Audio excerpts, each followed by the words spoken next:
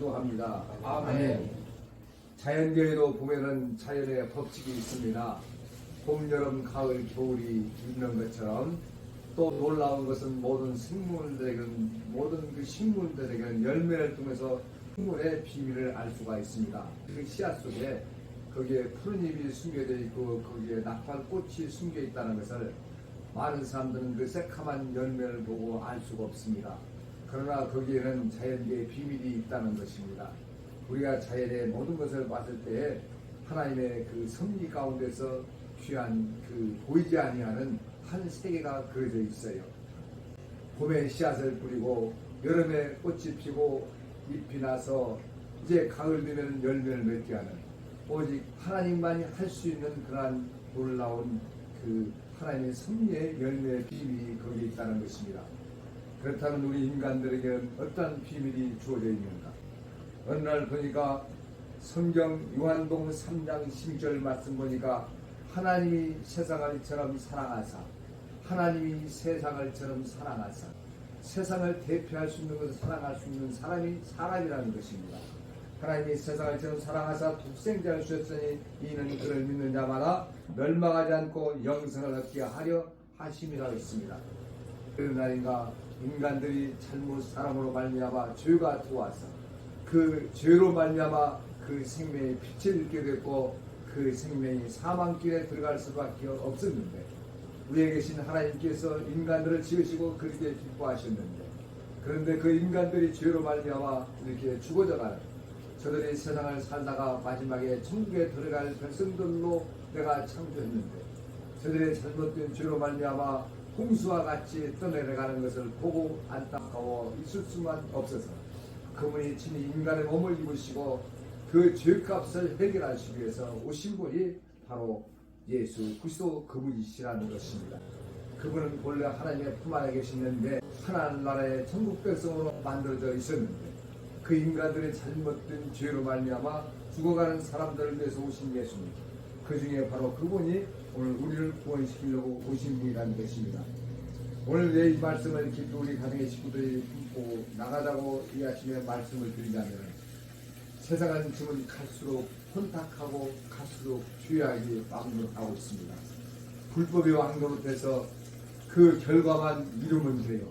중간에 사람이 죽어가든 말든 사람이 상처를 입든 말든 그 하나님은 그 결과를 보고 얘기하는 것이 아니라 그러나 하나님께서는 그 진행 과정을 어여삐 보시고 하나님께서는 그 길을 하나님께 의지하는 길을 기뻐하신다는 것입니다. 성경은 이렇게 말을 하고 있다는 것입니다. 시편 30절 7절 말씀해 보니까 너의 길을 여호와께 맡기라 저를 의지하면 저가 이루시리라. 바로 하나님께서 우리가 우리 인생 가는 길을 맡기라고 말씀하신다는 것입니다. 오늘 2024년도에는 우리가 아무리 똑똑하고 우리가 아무리 재능이 높다 할지라도 우리의 길을 인도하시는 분은 그 하나님이시라는 것을 깨달으시고 오늘 이 아침에 새로운 마음의 다짐을 다시 한번 가져보자는 것입니다. 왜냐하면 하나님께서 우리를 사랑하시되 끝까지 세상 끝까지 우리를 사랑하신다고 말씀하셨어요. 마태복음 마지막 절에 보시게 되면은 세상 끝날까지 내가 너희와 함께 하시겠다는 주님의 약속이 우리에게 있기 때문에 그분이 오셔서 이제 우리의 모든 죄를 짊어지시고 십자가에서 죽으셨다가 다시 부활하셔서 하늘에 승천하실 때 마지막 주신 말씀이요 내가 세상을 이겼노라. 내가 세상을 이겼노라. 너희들이 세상 살면서 불과 같은 그런 시험과 연단이 있다 할지라도 결코 실망하거나 좌절하지 말라. 내가 세상 끝날까지 너희들을 지키시리라. 그 말씀을 우리가 이 아침에 붙잡자는 것입니다. 저는 2024년도에 이런 그러한 비전과 꿈을 한번 가져봤어요. 하나님께서 저에게 항상 비전과 꿈을 주시는 것은 저는 한 해가 돌아오게 되면은 그 전년도에 11월 달부터 12월에 하나님 새해에는 무슨 말씀의 메시지를 주시렵니까? 제가 23년도 마지막 11월 12월에 가는데 하나님께서 나에게 새로 들려주는 말씀이 새 일을 보리라.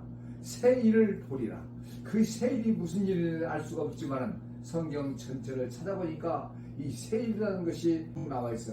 그 말씀을 자세히 보니까 광야의 길을 내고 사막의 강을 내는 그 하나님, 그 하나님께서 2024년도에 이정균 장로에게 주어주신 말씀의 비밀이에요. 그 새일을 보리라. 그 일이 무슨 일인지는 알 수 없지만 2024년도는 그런 비전을 품고 정초에 하나님께 무릎을 꿇는데 하나님의 손에 붙들린 사람으로 하나님 살아가겠습니다. 그 밤에 숯불전의 가슴을 제가 품게 됐어요. 숯불전의 그 유명한 하나님의 말씀이 살아 움직이는 그 현장. 저는 내가 강단에 설 때마다 오늘이 나의 마지막 설교이다. 내가 인생을 살아가는데 마지막 이 설교가 내가 하고 싶은 설교, 하는 설교를 했다는 것입니다. 그분은 훌륭한 영성가였습니다. 그 하나님의 손에 붙들린 찰스 스펀저의 그 마음을 성령과 함께하는 삶으로 한번 살아보겠습니다. 그런 말씀에 한번 제목을 잡아봤고요. 더 깊이 성경 깊이 이렇게 물들이는 삶으로 회개 운동이 있어야 되겠다. 그래서 저는 2024년도에 감사의 생활이 있기 전에 먼저 회개 운동이 있어야 되겠다. 모든 것에 대해서 회개에 철저한 회개가 있는 사람에게는 하나님의 은혜가 국률이 있다는 것을 깨닫고 그런 말씀을 한번 생각을 해봤어요. 제가 어느 날인가 이렇게 하나님께서 이렇게 한 방언을 주셨는데 어느 날 기도하는데 하나님께서 제 혀가 꼬부라지고 이상한 말이 들려지는데 그 혀소리가 올렌센스예요. 올렌센스 칸마라이, 올렌센스 칸마라이. 이게 내 방언의 음성이에요. 그런데 이 올렌센스가 무슨 뜻인가를 몰라서 제가 사전을 찾아보니까 무슨 뜻인지 모르겠어요. 그런데 모든 기도가 내가 가족을 위해서, 가정을 위해서, 나라와 민족을 위해서, 이웃을 위해서, 교회를 위해서 기도하는데 혀가 꼬부라져서 내 혀에 내가 귀를 열려서 들릴 거 아니에요. 내가 말을 하는데 그 방언이 올렌 센스로 다 빨려 들어가는 거예요. 받은 것을 내가 얘기하는 거예요. 얼마나 나에게 혀가 꼬부라지는 방언의 은사를 줬는데 그 방언의 소리를 들으니까 올렌 센스예요. 올렌 센스 그러니까 오카마 올렌스 칸마라이. 나는 그 기도할 때마다 항상 그 기도가 마지막 마무리를 기도를 쳐요. 그런데 그 기도 속에 혀가 꼬부라지는데 모든 기도가 글로 빨려 들어가는 거예요. 이게 그 한 소리만 계속 나가는 거예요. 올렌센스로 큰말 올레서. 이게 뭐냐면은 나의 모든 기도가 그 방언에 그 혀에 꼬부라져서 거기에 들려서 들려지는 거예요. 그래서 이 글을 찾아보려고 찾아볼 수가 없었는데 제가 오늘 교회에 어느 날인가 가게 됐었는데 큰 책이 있는데 올렌센스의 찬양집이라는 것을 딱 발견할 때 내가 찾고 싶었던 그 올렌센스 큰말 올레 그것이 거기 있는 거예요. 책이 있는 거예요. 군중이 하나님을 찬양하는 그런 그 책이었어요. 그 후로 나는 여러 가지 비전과 꿈을 가졌는데 결국 나는 큰 교회를 목회를 한번 해볼 꿈도 가지고 여기 계신 우리 이승훈 권사한테 난 앞으로 신학대학을 가가지고 난 훌륭한 목회자가 되어보겠다 했더니 우리 이승훈 권사님이 그것은 반대하시요. 그 나는 가족이라는 하나예요. 아내가 반대하는 극구 반대해서 갈 필요는 없어요. 가정이 화목해야 되니까. 그래서 내가 만약에 사업을 한다면 나는 일터교회를 하겠습니다. 일터교회. 예배 드리면 거기가 교회가 아닌가. 예배 드리면은 그래서 지난 45년 동안에 이렇게 일터교회에서 예배를 드리고 기도하고 오늘 내가 말씀드리고 싶은 우리 교회 백항목이라는 책이 나왔어요. 그 백항목은 누가 만드는 것이 아니라 이정균 장로가 이번에 많이 돈이 들어갔는데 교회에서 얼마 도와주고 있어서 책이 나왔어요. 그 속에 보면은 40코드의 성경 말씀이 들어있어요. 어느 한 사업가가 일터교회를 세워놓고 매일 예배를 드리면서 성경을 밤에 3장, 5장 어젯밤도 성경을 5장을 읽었어요. 묵상을 해요. 또 아침에는 그 성경을 다시 또 묵상을 해요. 그 묵상한 말씀을 가지고 제가 매일 아침에 예배 드리는 곳에 적용을 시켰어요.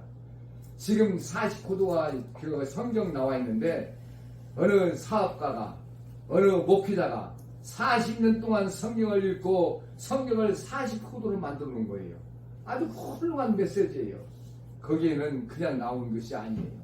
거기에는 능력이 있고 역사가 있고 응답이 있고 하나님의 역사 현장이 거기 있기 때문에 왜 이 말씀을 드리냐면은 2024년에 새일을 보리라.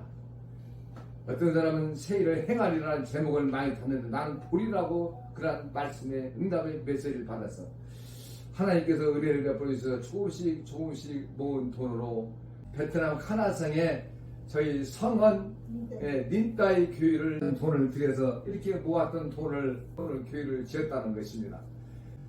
내일 변에 교회를 한번 꼭 지었으면 하겠는데 보니까 350평에서 400평 돼요. 거기다가 교회를 100평을 지켜줬는데 사택까지 지었어요. 성헌 닌따이 교회가 세워졌는데 밖에다가 성헌이라는 이름을 못 붙인다는 거예요. 왜냐하면 베트남 공산주의 국가 때문에 자기 지역의 이름을 붙여야 된대요. 그래서 성전 안에다가 성헌 닌따이 교회 기증자 이정규 이수이라고 크게 이렇게 영어로서 붙여서 본당하다가 그래서 이렇게 교회다가 써서 그것을 기념으로 해서 이제 그걸 지었어요. 지어서 이제 헌당만 나와 있어요. 하나님의 놀라운 역사가 생기는데 거기는 소수민족이라 베트남 본래 본토의 사람이 아니라 소수민족이 와가지고 살던 지역에 교회가 세워져서 성헌 닌따이 교회가 세워졌는데 보통 지교를 짓게 되면은 그냥 조금만 짓는데요. 근데 이것은 본교회를 지었어요. 장로님 본교회를 지었다는 거예요. 성도가 150명 200명이 금방 찰 것 같아요. 민족이. 그래서 앞으로 교회가 크게 부흥될 것 같아요. 이런 기쁨의 소식을 이렇게 제가 이렇게 들려오는 것을 봤을 때 2024년도에 미디어 선교 방송국을 이렇게 열게 하셔서 매듭을 잘 지어서 꿈을 펴가려고 합니다.